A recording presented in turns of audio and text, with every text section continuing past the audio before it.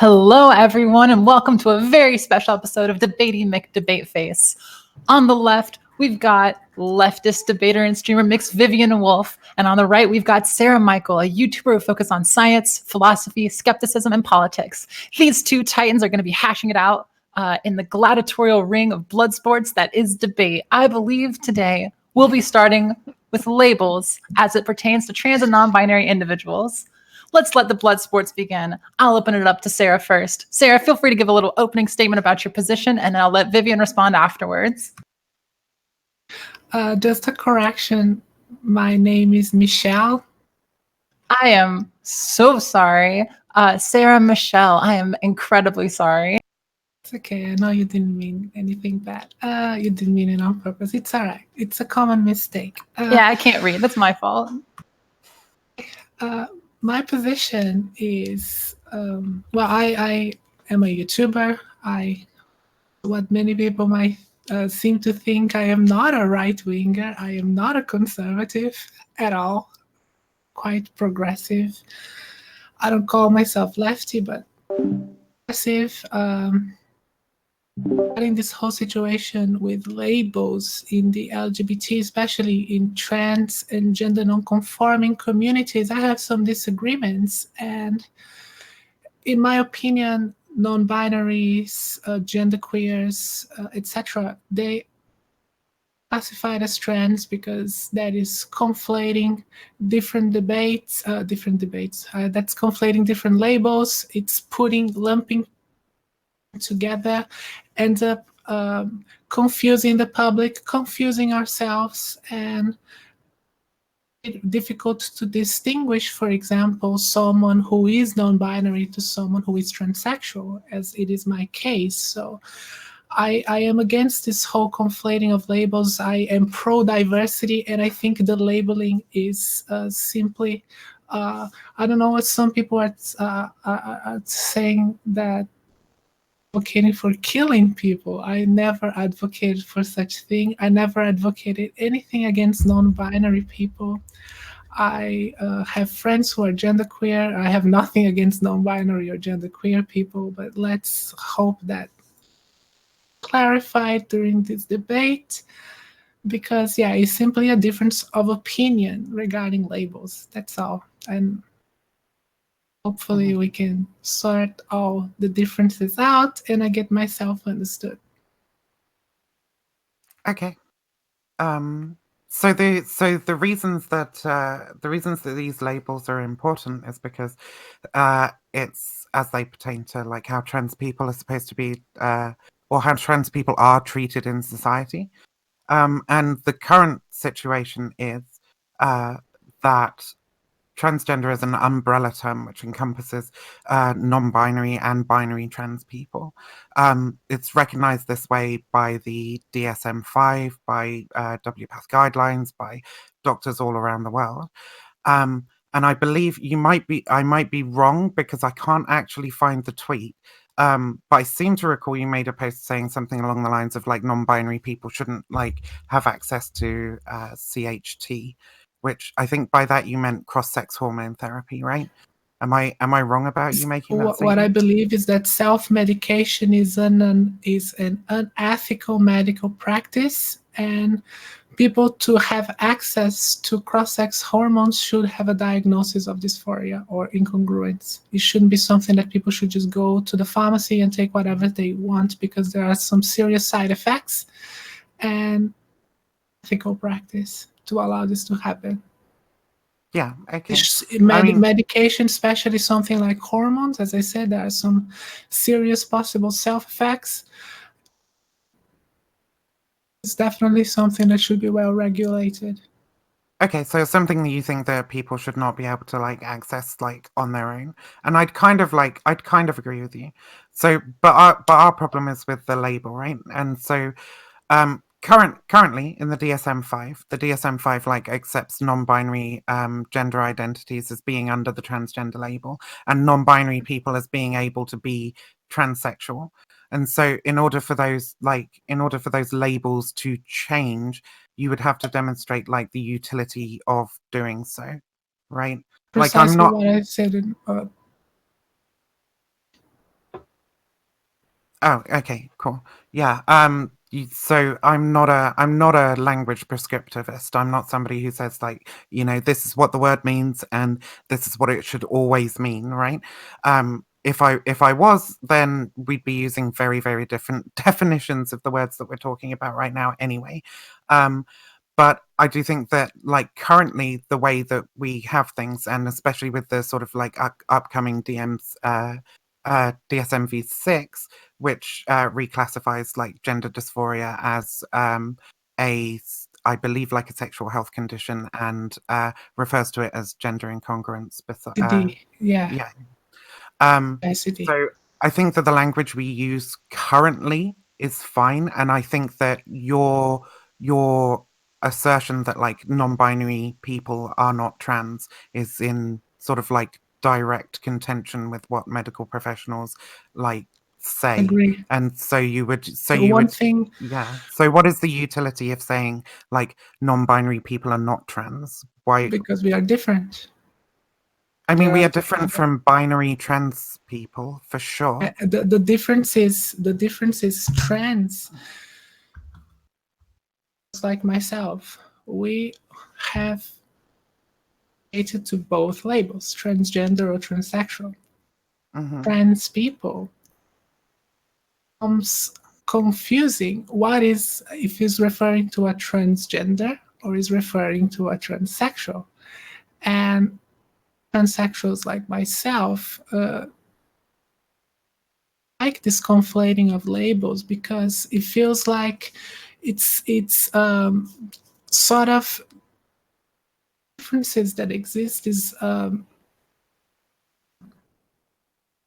and exists between people who are either transsexual or gender nonconforming, and it's just lumping all together. And in our case, we have trans attached to both, and it just seems like we are not getting ourselves we're getting ourselves being conflated, and when we call ourselves a trans woman, people no longer understand trans we are we transsexual or are we transgender? So my solution, because I disagree,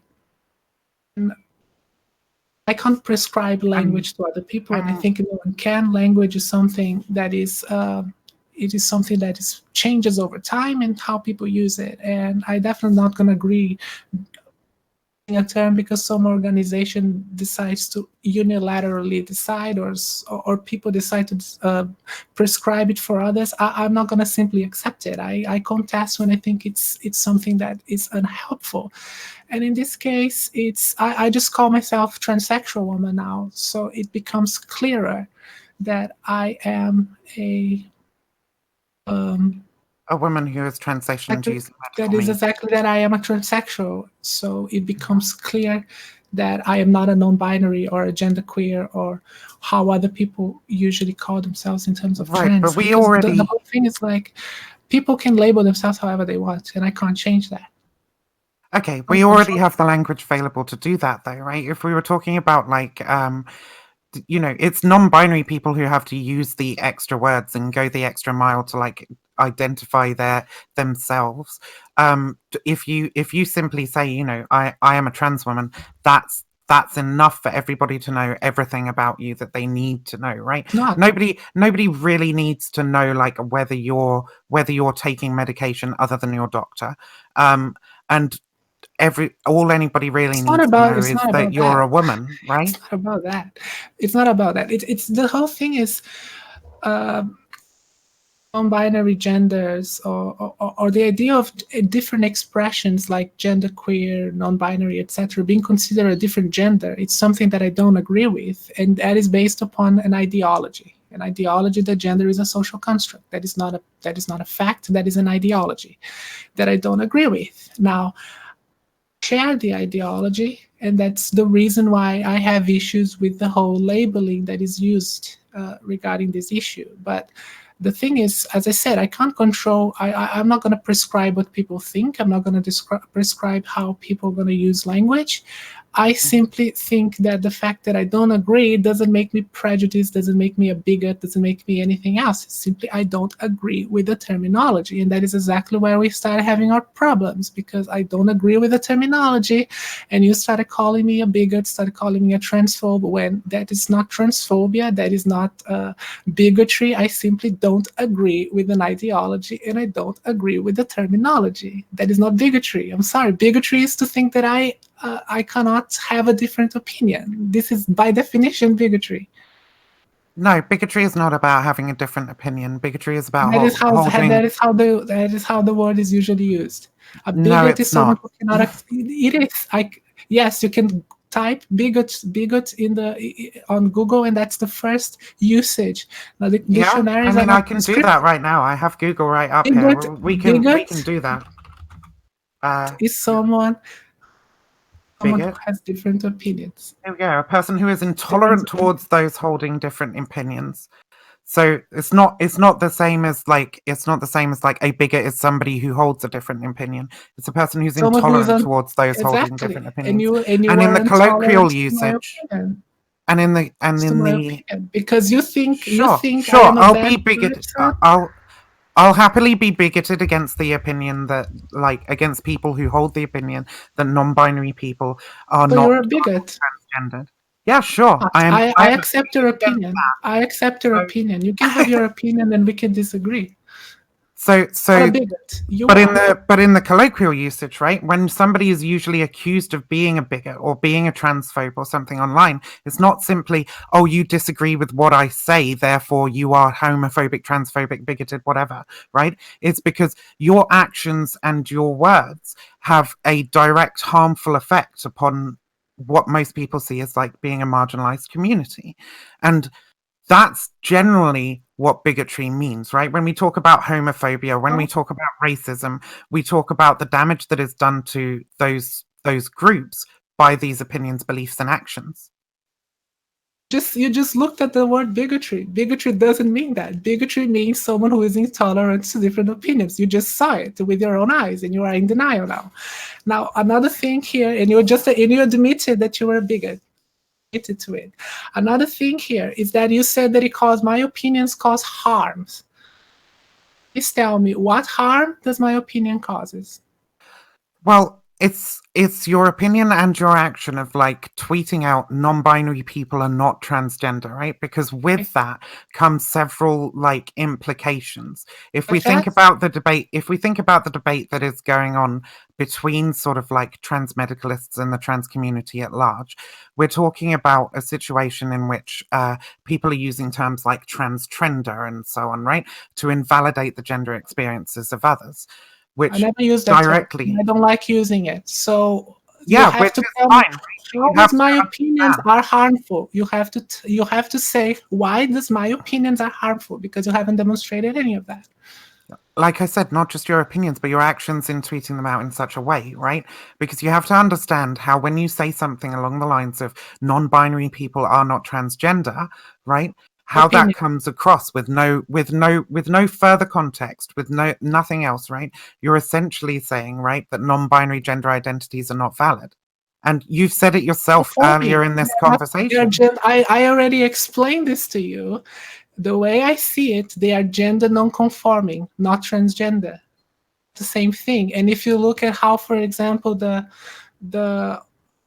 Human Rights Commission of the United Nations and other organizations use these labels, they usually refer to transgender and gender non-conforming. They acknowledge there is a difference there. And in my opinion, non-binary genders or or Of gender course, there's a queers. difference between. All of this falls under gender non-conforming, not transgender, in my opinion. Of Transgender course. is someone who conforms to normal, traditional gender roles. Because, as I said, this whole idea of these different genders is an ideology, and an ideology that I don't agree with, and I think is something that should be respected. It doesn't make me a bigot to have a different opinion and don't agree and don't abide to an ideology. Okay, so of course there is a difference, right, between transgender and gender non-conforming, right? Gender non-conforming people are people who don't conform to like society's ideas of gender, right? Exactly. So we're talking that includes all kinds of people, from like cross-dressers to drag queens to, you know, and drag queens can very much be cis male and still be gender non-conforming because of the actions that they undertake, right? However, a non-binary person, right, is not talking about like how they present themselves to society, but how they experience their own how they're trying to describe their own subjective experience of their gender identity, right, which is entirely different from like the performativism of that gender. And in the case of non-binary, the whole idea of non-binary genders or other genders besides man and woman, traditional gender norms and traditional classifications of gender. It is non-conforming with traditional gender roles. That's the whole point Of of course it. it is. Yeah, no, Is to non the non-conforming So it is umbrella. gender. So exactly. So it is gender non-conforming. Like, Of course it is. Just like that being a transsexual is gender non-conforming, right? transsexual people conform with traditional gender roles. We are just simply swapping from one to the other, but we do conform with traditional Okay, gender okay, roles. wait, hold on. Let me step in here for a second because I want to get some clarification. One, I want to get some clarification on the differences, like how you feel personally, both of you, in the difference between gender identity, gender expression, and gender presentation. Are those the same thing, different things? And then I'm going to ask a pretty directed question here to get you to explain a little, Sarah. The idea of gender conformity, a trans person, that you say a trans person conforms to their gender. How many aspects of a gender role does one person have to conform to be considered like conforming? I'm very curious. I want some, just you to expand on that a little. I think the difference is regarding the notion of what gender is. That is where I think the main distinction is between someone who is gender non-conforming and someone who conforms to typical gender roles. Is people who are gender non-conforming, they usually believe in an ideology that gender is a social construct and has no basis in biology. What is usually believed. Now, I don't agree with that. That is not something I share. It's not my position on gender. In my opinion, gender is largely based on biological differences between the sexes. And in the case of a transsexual person like myself, there is good evidence already to show that the difference is regarding an atypical brain structure have. So a transsexual, a male to female transsexual like myself, I can't say that it's true because it's still not a scientific fact, but there is evidence to suggest that it's probably structures in my brain that developed atypically and which led to me having gender dysphoria or incongruence, how it is being labeled now. So it is a typical brain structure which makes it a biological thing. And so it's not to do with a belief that gender constructs or sex are social constructs, and I simply want to not to change because I don't share or whatever. It's a biological claim, and I think the way we is usually conventions, but they are also related to our biology, because I think all these elements of fashion, etc., they are constructed, or even gender roles, they are constructed based on biological differences between the sexes. So I think gender is something that is both biological and cultural, while people who are gender nonconforming, they have the belief that gender is entirely a social construct, which is something I don't agree with. I mean, that's also something that I disagree with, right? I think that there is very likely a biological component to how people experience gender. We don't even need the studies, right? The studies that say that trans women seem to have brain structures that in some ways are similar to cis women, right? Like that's it. The evidence is quite tentative, but that's what it seems to suggest. But we don't need that. We can just reason it out, right? We can say, right, well, where do our thoughts and our feelings and the way that we experience the world, like where does that come from, right? Like the information comes to us through our senses, and then our brain is used to interpret it. And so if our brain is used to interpret it and it interprets it in a different way from the way that other people do, right, then it stands to reason that our brains must be like formed differently in some way, shape, or form. Every brain is unique, but Yeah, if you're exactly. gonna claim that you have a female brain and that you think like a woman, I wouldn't claim anything so ridiculous. I don't think we can pin down like a female so brain at all. yeah, it's not how it works. But the whole thing is like, if you're saying that you don't need studies, how are you gonna claim really has a or really has because what you are suggesting here is that there is such a thing as a gendered brain. If you are saying that it is on the brain, that it is a biological thing, you are tacitly assuming that there is such a thing as a gendered brain. No, what I'm assuming, right, is that we have certain attributes in society that we describe as being either masculine or feminine, right? And generally, society likes to try and classify people as being either man or woman, and they do that by seeing how many of these traits that people have that they can fit into the box of being either masculine or feminine, and then depending on what what box the majority of those traits fall into, then assigning them the gender identity of man or woman. But obviously it's far more complicated than that. Well, it's generally it's very easy to tell, and there are some cases, of course, that you're gonna have a gray area, but in most cases it's easy to tell.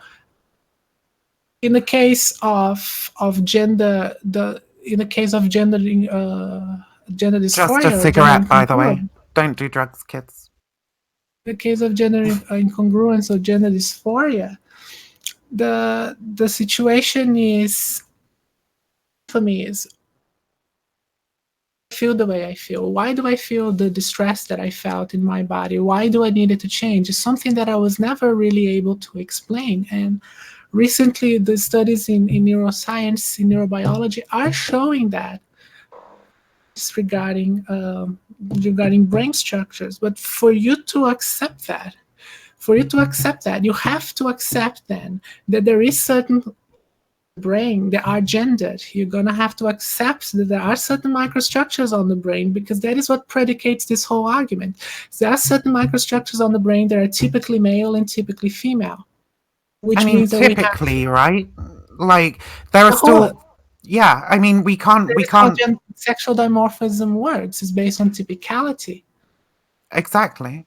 And so if it's only based on typicality, right, this means that any one of those structures or any one of those attributes could be a thing that, a typically masculine structure could be held by somebody who is a woman, who identifies as a woman, and has always been identified as a woman, right? And so this is what we mean when we say, like, gender, for example, is socially constructed, because all categories are socially constructed. We choose how we want to group things together and then give names to those individual groups. Like we can argue about that sort of thing all freaking day, right? But the point is that if we're going to categorize something in a certain way, there has to be greater utility to it than the way that we classified it before, right? And currently, right, it seems like, or at least it seems to me, okay, that the gender identity, if you accept that it comes from essentially having different brain structures, right, that these brain structures would inform the way that you experience your gender, right?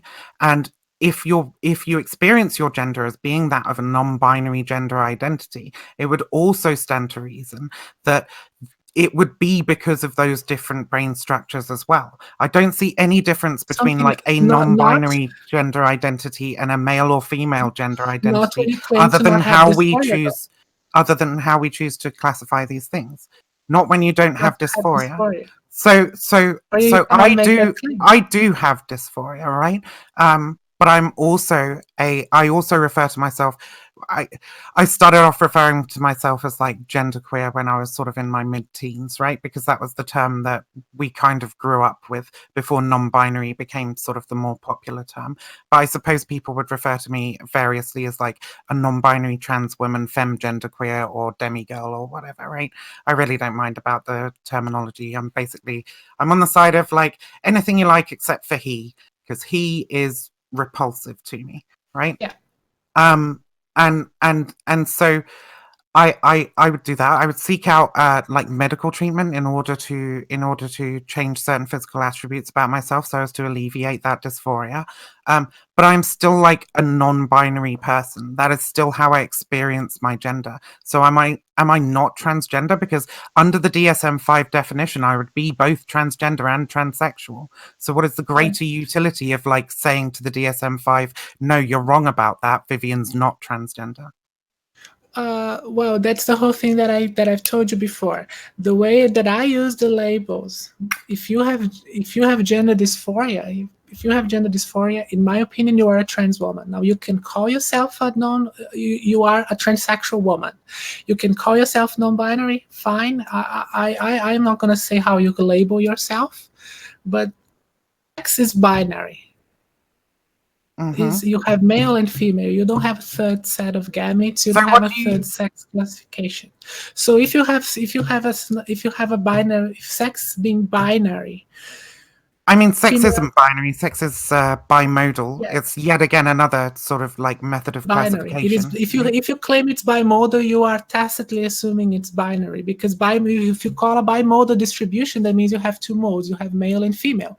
That is binary, because that's how it works. You have two sets of gametes. You have ova and you have sperm. You don't have a third one. That makes it binary. And sex, in the case of sex distribution, distribution of sex traits, you are talking about different sex traits that are either masculine or feminine. You don't have a third one. Binary.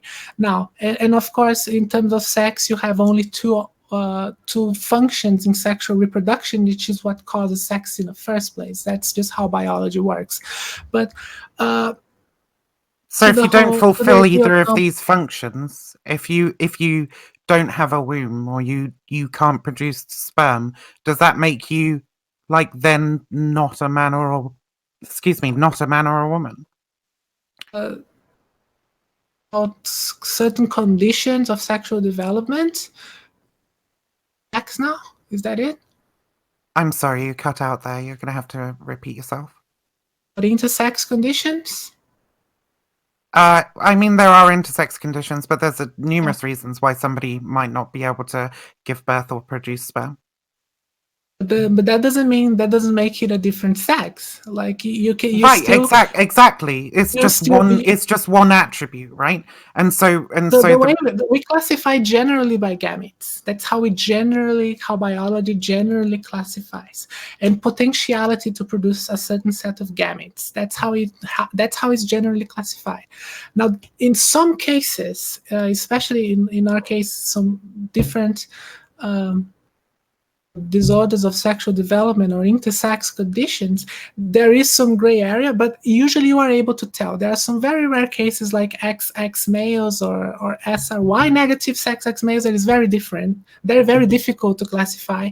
And in those cases, you might even make the case whether an XX, especially an SRY negative XX male, is in fact a male. That is something that can be debated, even though the person has some male traits.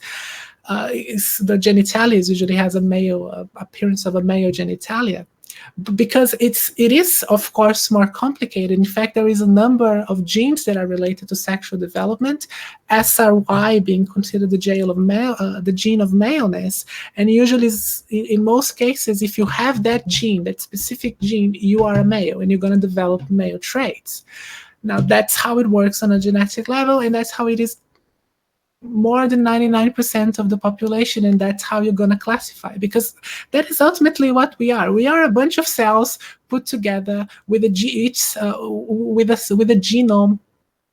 That's what we are. We are just walking genomes, a bunch of cells put together. And in the case of sex is certainly binary. There is no question in biology regarding that. I mean, there's definitely a difference between binary and bimodal, right? Because binary would mean that both of that there would be nothing outside, right? That people would fall either into one category or into the other. But we've already accepted that, like you said yourself, right? You're using a lot of sort of like weaselly terms, like mostly and nearly always or generally, right? Like, yeah, exactly. What is typical, right? But what is typical does not encompass the entirety of like human biology, and we know that like people fall outside, right? Like, so if people fall outside of the binary, right? They don't. They have exactly what I'm explaining. They don't. The binary, because you only have masculine and feminine traits. You don't have a third one. Okay. But when I say falls outside of the binary, I mean it doesn't comprise entirely of masculine or entirely of feminine traits. That's not how it works. You get 50% of your genes. Why even have the word bimodality or bimodal if it is essentially exactly the same as binary? Because that's what you're arguing here. Talking about this. No, you're talking about distribution of traits. Distribution of traits, then you're talking about a bimodal. But you have a bimodal because you have two different modes that are originating from the two different sets of gametes that are the two different functions in sexual reproduction, which is male and female. We don't have a third one. Now, there are certain, not the case of humans, because humans don't have true hermaphrodites, hermaphrodites, but there are certain species that have true hermaphrodites. I think humans can actually with is it chimerism, right? Where you have the two fused. Yes. Yeah. So. There you're talking about some specific cells on the body that have a different karyotype. But karyotype is not is one element of sexual differentiation, but it's not how we usually classify sex. We don't usually classify by karyotype, as I said. It's usually by gametes. Karyotype. So, for example, there was a very interesting case of this woman who had a male, she's cisgender woman with a male, I think it was a stomach. The cells in her stomach were male. They were XY. Okay, but when we're talking about true hermaphroditism, I feel like we're going like completely off the rails here anyway, right? But just like as a final thing, when we're talking about true hermaphroditism, we're talking about people who have both types of gonadal tissue, not just like a few random cells, right? That's generally what, and they are extraordinarily rare, but they have existed in history. They do, and I don't think it makes a different sex. They're just a very rare condition. I think our argument on sort of like the gender binary and so on is just going to come down to like this sort of like how you want to label things, right? And I'm more interested in like the utility and the effects on the trans community of how we react to these situations and how we define things. Okay, what we are doing now is a good thing. We are talking instead of just calling each other transphobes. We are actually talking. But I think saying something is transphobic is a part of talking, right? Like saying something has like a harmful effect and is a wrong position to hold. That what I said is harmful. You just say it does, but you didn't prove it. I mean, you can reclassify and relabel, right? And it can be not harmful, right? But when you tweet out something like non-binary people are not transgender with no further context, it carries with it a bunch of different connotations. It's not simply just I believe that we should change some of the terminology around this, because I think it is less scientifically accurate, right? What I meant. And you I know. You still kept doubling down. So you're not interested. You're just interested in calling me out and start hurling insults at me, because I did clarify it to you. I have nothing against non-binary. I just think the way it's classified, the way that people are using these labels is bad, because it's conflating different categories that, in my opinion, should be separate. And another thing that I have with the whole issue of binarism is, with people who are gender conforming, non-binary, gender queer, they are against binary. But at the same time, you want to create a second binary because you want to separate people between cis and trans, and you don't have any other option. That is another binary that you're creating. You are creating a binary binary classification that you're either one or the other. That is something that to me makes no sense if you're non-binary as well. You are either cis or you're trans. Yeah, well, that is it's really simple, that one. It's because society assigns you a gender, right? You're forced into the binary of either cis or trans by the societal conditions in which you live. Why are you creating a second one? Nobody. Okay. Okay, hold on. I'm going to step in. I'm going to step in for a second. Lexi, I just wanted to just say, I think we could get super bogged down in all of this, right? But I'm aware that Sarah has limited time, so I'd probably like to sort of, before she has to go. Sorry, not Sarah, Michelle. It's because your name's Sarah Michelle on everything. So, but I'd kind of like to try and move on to the defending the Stephen Woodford videos and the questioning of trans people in sport. Yeah. Okay. Go right ahead. Go ahead. Just because I know she's on limited time. You have a question about that? Yeah, I have a question. I have a question as to how you can defend Stephen Woodford and say that he is not a transphobe when he broadcast explicitly transphobic messages on his YouTube videos. The transphobic, he broadcasted some messages in very bad taste, which he apologized for, and he unlisted that video, and he apologized for it numerous times. Right, but he would have been transphobic in the original, right? At the very least. I mean, I still believe he is later, but I wouldn't. That is the thing. I don't like calling people transphobics. Unless they say something extremely outrageous like that crazy. But you're so interested in accuracy and the accurate use of words, Sarah. If somebody is being if somebody's broadcasting something transphobic, are they not being? You ask me a question. Do you want me to answer or not? Sure. Go ahead. So, I actually made a video responding to Essence of Thought about this whole thing about accusing people of being transphobic or transphobia, because it shuts down conversations and make people defensive. I think it's not something productive. And for me, transphobic, someone that I'm going to go out and call there are two cases that I go out and call someone transphobic. When someone says something so fucking disgusting, like that crazy TERF that tweeted that if transgender or trans identities or whatever, gender dysphoria is eugenics on this shit and just genocide all trans people. That is fucking transphobic. That is something that I would call transphobia. Like I call Ben Shapiro a transphobe because he is, but he's. So it's supporting and broadcasting Ben Shapiro making transphobic comments. Is that transphobia?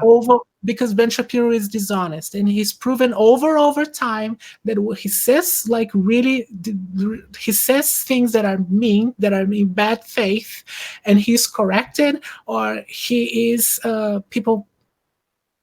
And he keeps doubling down because he does it on bad faith. He does it explicitly to insult trans people that he doesn't agree with. Because with the people he agrees with... Nobody here, Sarah, nobody here is going to disagree that Ben Shapiro is transphobic. The question is supporting and...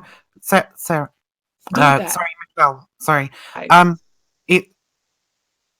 nobody here is going to disagree that like Ben Shapiro is transphobic. So is supporting and broadcasting Shapiro making transphobic comments, is that an act of transphobia?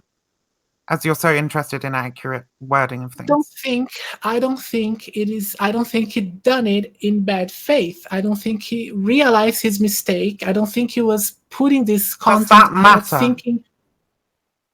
And I think because we cannot read what's on people's minds. And I think the whole point of activism, the whole point of talking to people is to try to so that's if we can't if we can't read what's on people's minds, then calling anything transphobia is useless, right? Because how would we know that somebody's transphobic? They could just be wrong. That's exactly what I'm saying. Right, it's the effect. Yeah. Oh, in my opinion, again, it's a difference of opinion. In my opinion, you're gonna call someone transphobic once they demonstrate that they are dishonest, once they demonstrate they are not interested in learning and they're not interested in improving.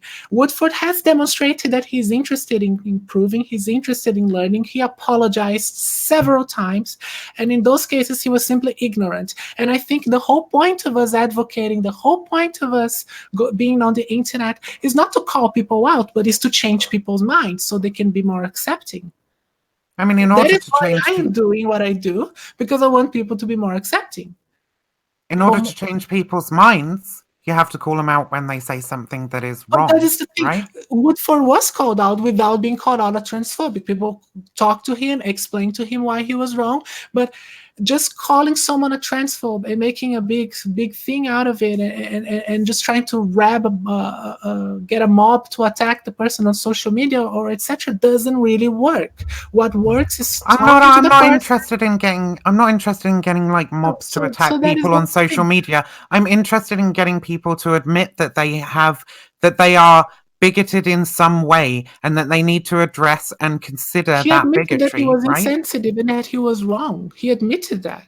But he made himself out to be a complete martyr because somebody used the word transphobic in reference to something he'd produced. The ACA didn't even make the statement that Stephen Woodford is a transphobe, although it seems like Stephen Woodford accepts that being transphobic, doing a transphobic thing, makes you, in that instance, a transphobe, because his instant response to that was, they said something I did was transphobic. They're calling me a transphobe, right? Yeah, and I think it's more and so you agree as well, right? And so if he did a transphobic thing, he was being a transphobe in the moment. Can we agree with that? No? I think a transphobe is someone who it's not just one slip up. Oh, look, my parents, when I started transition, my parents used to misgender me all the fucking time. Mm-hmm. They were learning. They are on a learning curve. They were starting to accept, etc. I don't think they were transphobic. They were simply insensitive and they were simply defensive because they were accepting that change, that their kid was changing their gender. So, not transphobic. That is simply being ignorant, and in the case of Woodford, I think being insensitive, but mostly being ignorant. Not something done in bad faith. For me, a transphobe is someone who is acting in bad faith. And as I said, I cannot read people's minds, but I can make inferences based on their actions. If someone has repeatedly been a fucking asshole like Ben Shapiro, then I call him a fucking transphobe.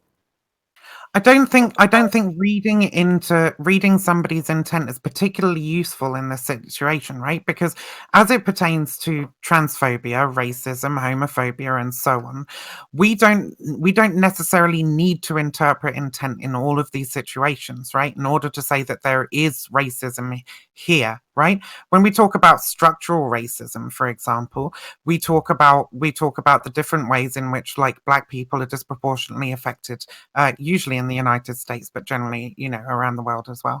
And we're not talking about any kind of intent, right? We can try and read some intent into it, but regardless of whether or not the intent is there, like the racism still exists. Just like if you're trying to argue that, for example, trans women are men, regardless of like your ignorance on the subject, you're still being a transphobe. You're still making a transphobic statement, right?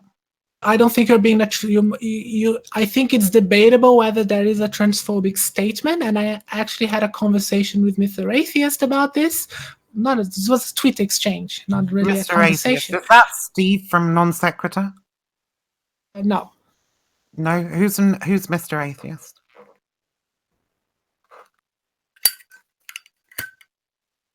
I had a tweet exchange with him. I still don't agree that makes a person.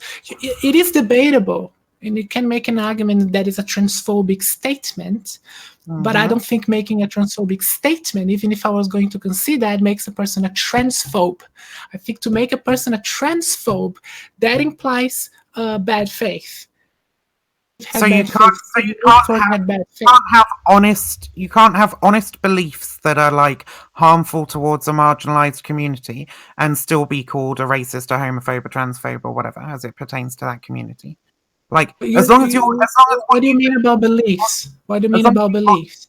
Well, when somebody communicates or says something, right, that we consider to be transphobic, racist, etc., right, we interpret them as being racist. If somebody says the N-word, we're like, hey, that's kind of racist. You're being racist right now, right?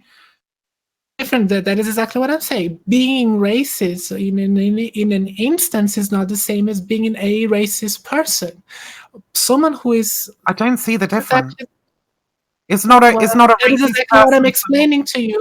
The difference between being a racist person is someone who has is in bad faith, is someone who has is inherently prejudiced against in this case against Black people or against Asians or whatever. But we're going to race. Let's stay with the trans issues.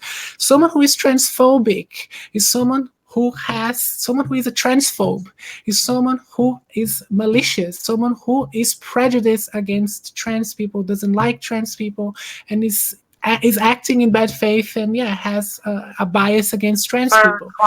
That is not the same as making a comment insensitive or that is ignorant. That is not the same thing. For me, to go out and call someone a transphobe, that person has to, in my opinion, has to demonstrably that they are faith and that they are dishonest or that they are malicious in the case of the people that I have already said. In the case of Woodford, as I said, I think you can make the case that it was a transphobic content, but I think it's unproductive to just go out and start calling the guy or start calling his content transphobic. I think it's more productive to point out to him why he was wrong and where he made his mistakes and correct him so he can learn and improve. Part of that is saying he did some transphobic things, right? To call out and make the accusation that he's being transphobic. You can simply correct him without that, because the accusation of being transphobic makes people defensive. And in my opinion, is not a good way to approach. I thought you were interested in like how accurate these words were, right? Now you're arguing about the effect these words have on bigots. I am oops a daisy, I offended a bigot by calling them a transphobe. How will I ever win them? Sarah. Michelle, rather. How putting words in my mouth and in changing people's minds so they stop being bigoted and stop being prejudiced. I'm not interested in language policing and all this shit. I'm interested in actually solving problem of prejudice. That's what I'm interested about, and thinking about the best approach. Someone who is ignorant, in my opinion, is not transphobe. How are you going to... Now, someone who is a transphobe, like Ben Shapiro, is different. Then I'm just going to make fun of them because they're fucking assholes. That is the difference. You don't think Ben Shapiro... Like, how do you know that Ben Shapiro doesn't sincerely believe the things that he believes and that he isn't just... He lies about shit. Maybe he doesn't know he's lying. Maybe he's just wrong. Maybe he's inaccurate. After he's been corrected, lie. Being corrected and that he's being insensitive, and he continues to be insensitive, he's being a jackass. Okay. So your objection is to people using the word transphobic in response to Stephen Woodford's videos, right? You're not saying that it is an inaccurate description, I'm saying that it's unproductive. that it's unproductive, but not inaccurate. No. Okay. So why would you come Critique down so why would you come down so hard on people for saying that, right? hard on anyone. My whole issue with the ACA that I made the video, my video about the ACA was the way the ACA was claiming to speak for trans people and being very condescending in their tone, like as if we are not able to take criticism. I mean, of course we're able I to don't take like criticism, but if I that don't like the ACA speaking for me. you don't like the ACA speaking for you. Yes, I don't. So, And especially in the tone they were talking, I don't. I mean, essentially, all they said in their first statement, right, was we were aware of the transphobic videos that Stephen Woodford had made, and we should have questioned him on air about them, or not had him on. That was basically the entire statement, and somehow that makes Stephen Woodford a martyr. People, that these videos cause extremely harm or some extremely hyperbolic language that doesn't call me any harm. Of course, spreading anti-trans propaganda is going to cause the trans community in general. It said that it caused logical harm specifically to trans people and make trans people whatever. It didn't cause any harm to me. For me, they don't speak for trans people. That was my issue. I'm really glad it didn't cause any harm specifically to you, but it caused harm. They can't speak for trans people because it didn't cause harm on me. But it caused harm to the large. That is what I'm saying about being condescending. That it's being condescending. But it caused harm to the larger trans community, right? Because engaging in propagating anti-trans narratives is something that anybody, it's not condescending to say, right, that anybody can see will harm that community. They said. Sorry? Psychological harm. I'm sorry, you're cutting out an awful lot. Is it just me, Lexi, or? No, she's cutting out a little bit. I wasn't sure how bad it was on anyone else's end. But yeah, can you repeat yourself? Sorry. That it was causing psychological harm on trans people. Well, of course it is. Because it's contributing to a culture of harassment against trans people. It was being used. It was being. Okay. Wait. Hold on. Let me interject here for a second. Does harm have to be caused to every single member of a community for you to be able to say that it causes harm? If an organization is claiming to speak for me, I'll take issues with that because it didn't cause me. Let me one more time. Let's say that someone makes Nazi propaganda, like straight up, like 1945, like actual, like the Nazis are producing it. If every single Jewish person isn't like round up and killed by it, does that mean that you can't say that it's like anti-Semitic?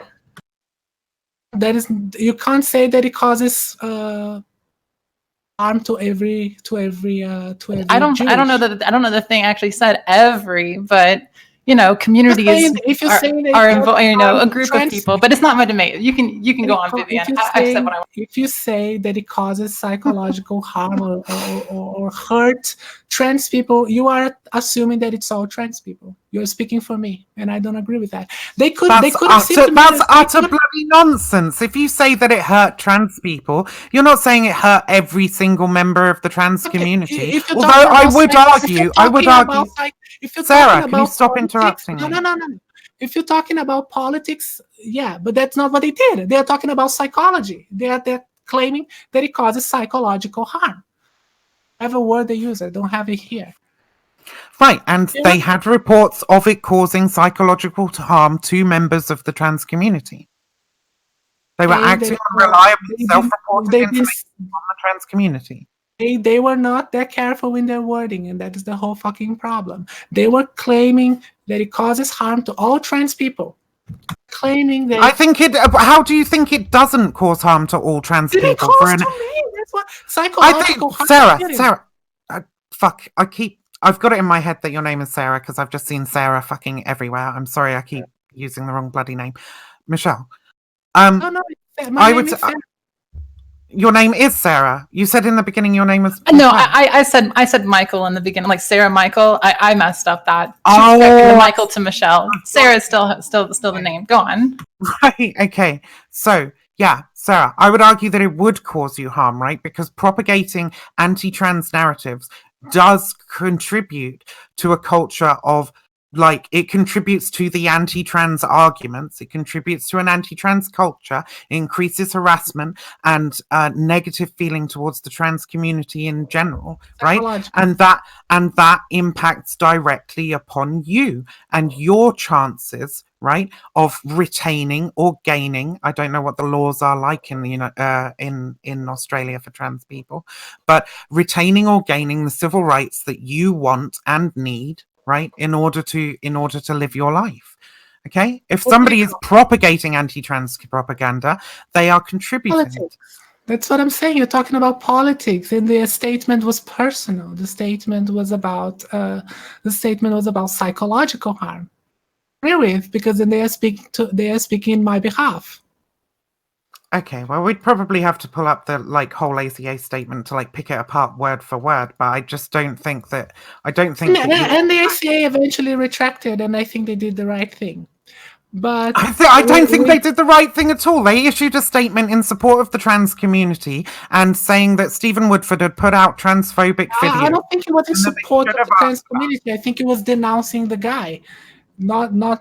They could have. Well, I mean, he feels denounced, but they were admitting their own culpability, right, in not having addressed the issue on air, or just simply not had him on. That some of his previous videos on his channel had been transphobic, right? They had him on air. You and Woodford focus in on this word transphobic, right, as some great denouncement. Woodford paints himself as a martyr for being called a transphobe by the great organisation, the ACA, whom he loves so much, right? And all this focus gets put on how Woodford has been victimised by the ACA for what? For being called a transphobe, for putting out transphobic content, to contributing to the anti-trans narrative. The point of why he was so upset about the ACA, because the ACA had him on the show, treat him like some special guest, treat him very well. They talked to him about these issues on the background. They didn't talk about it on air, but they talked to him on off air. He said they taught him a lot of stuff. He learned a lot in his period over there. He left after they had him on a show, perfectly fine. Way back to the UK, they issued a statement, and when he got back, he felt betrayed. How wouldn't he?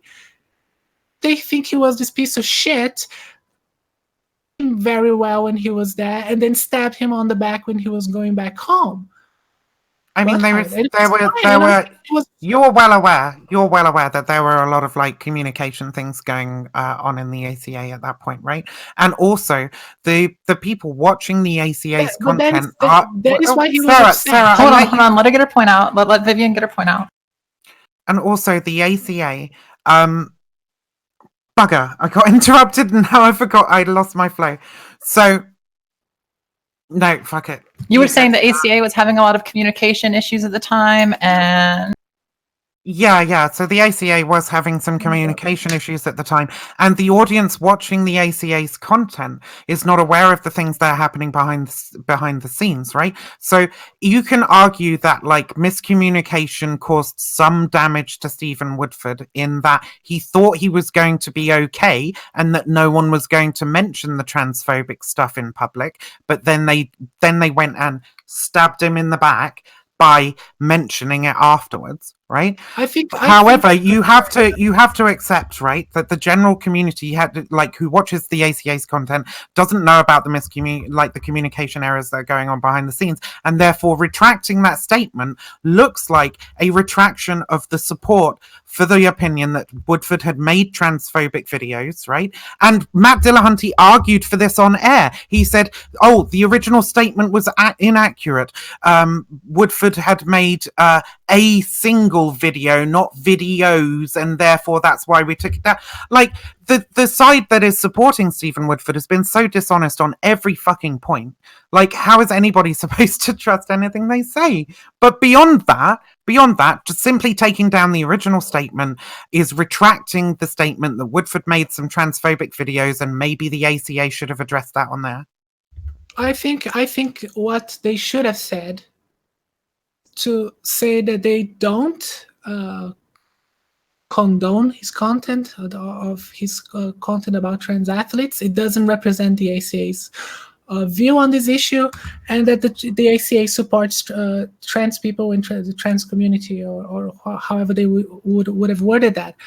That would have been enough. I think the whole denouncement part, and the whole part about they speaking for trans people, wasn't necessary. Speaking for trans people.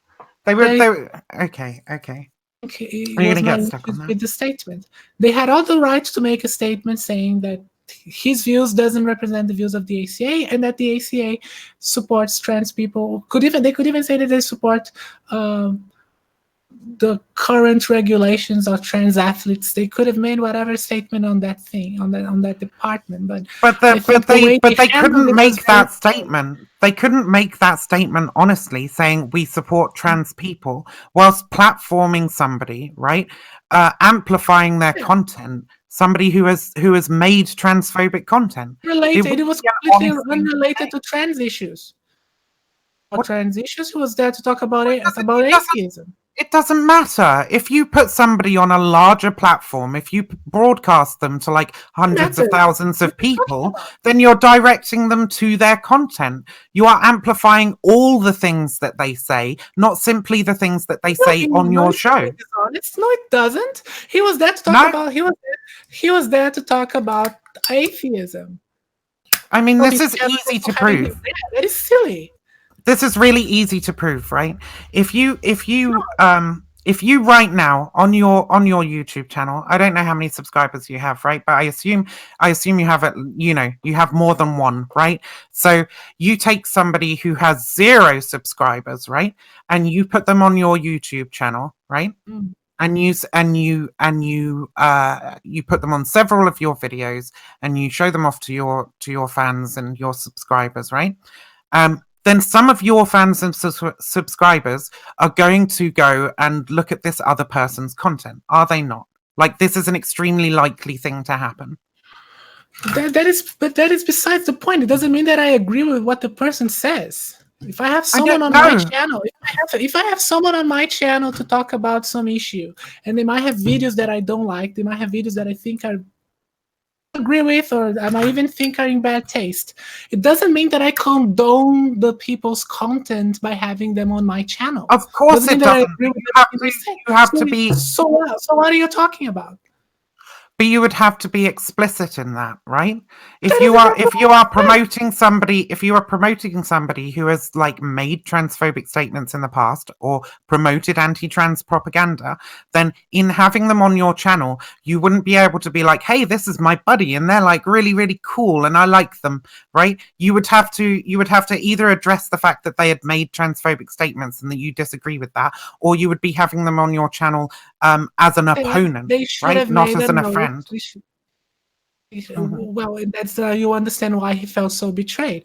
Now, what they should have made was issue a statement saying that they don't condone those videos, that they don't condone with his opinion or whatever. That's what they should have done.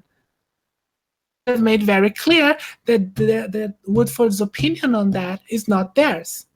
Right, which is what they did. Anyway, it's time I have to go. Okay, fine. Well, I suppose thank you for your time, Sarah. It's been a pleasure. Anybody, whatever. Mm-hmm.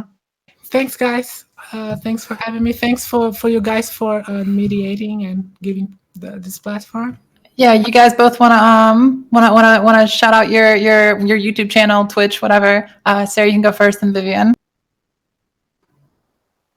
Check what I am about. Just go to my YouTube channel. You're probably linking the my channel in the description or somewhere. So yeah, you guys can go check it out. Yeah, I'm MxVivian Wulf on both YouTube and Twitch. I've sort of migrated more towards Twitch recently, and I stream regularly on there. But I also seek out and I try to seek out and secure interviews with interesting people as well. I've interviewed Daryl Lamont Jenkins, who's a famous anti-fascist. I've spoken with Jesse Lee Peterson and Ben Burgess and a few other people, and those videos are available on my YouTube channel. So yeah, thank you very much, everybody, for tuning in and watching. I'm sorry it was so short. All right, thank you both, and thank you everyone else for coming out. This has been wonderful.